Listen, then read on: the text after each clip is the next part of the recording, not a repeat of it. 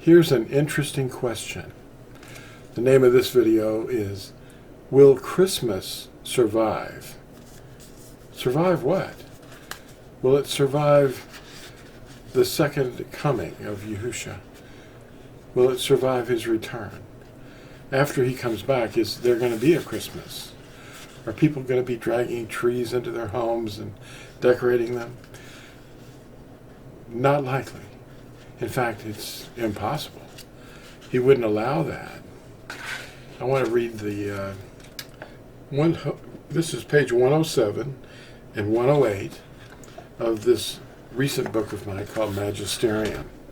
I'll put a picture of it up on the screen so you can see it over here. Yeah. Let's turn on a light. Now, let's read page 107 and part of 108. This is page 107 of Magisterium. Will Christmas survive? This explosive revelation will not be accepted by many. People aren't hearing this, but pastors know it. Christmas was adopted from pagans, and Yahusha was not born on December 25th. Yahuwah is our Elohim, and he became flesh to reconcile us to himself, shedding his own precious blood to redeem us completely. That's written at Acts 20, verse 28. The Ruach HaKodesh shed his own blood to purchase us. Those who have pledged themselves to him in immersion do not continue to sin against him.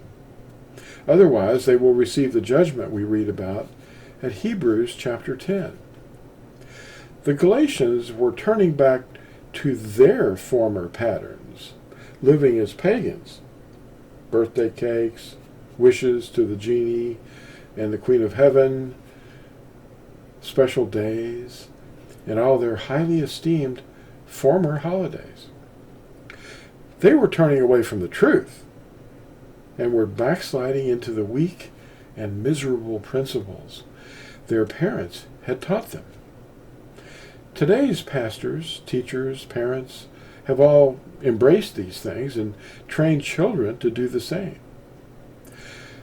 Who can stand before Yahusha when he comes to end all the idolatry we inherited from our fathers? Only his pure bride will be safely protected from the reapers as they burn the weeds first. Then gather the wheat into his barn, the New Jerusalem. That's where we're going to have our marriage supper. Wonder what kind of wine he's serving. He's not drinking it until he drinks it anew with us. Psalm 91 tells us we will see fiery wrath poured out on 10,000 at our right hand, but it will not come near our tent. That's our bodies. The plagues are here, and the fire comes next. We're not getting this warning by listening to the majority of teachers. They just put up with more eggs and trees. People have no idea what ornaments really are. There's no room for truth in today's dens of iniquity. That's under the steeples. Pastors know Yahusha was not born on December 25th. Ask one of them. Or any time near the solstice. But they remain silent about this error. They allow children to participate in stage plays. They put up wreaths and trees in their little buildings too. And teach many inaccuracies. That would be lies.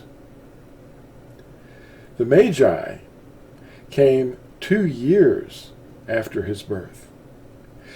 Yet plays often depict them with the shepherds on the same night he was born in their plays.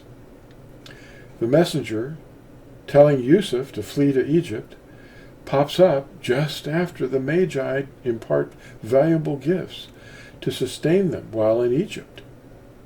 In reality, the Magi visit was 2 years later. If Yusuf took Yahusha to Egypt as quickly as the children's books tell the story, Yahusha would have missed his circumcision 8 days later, after he was born.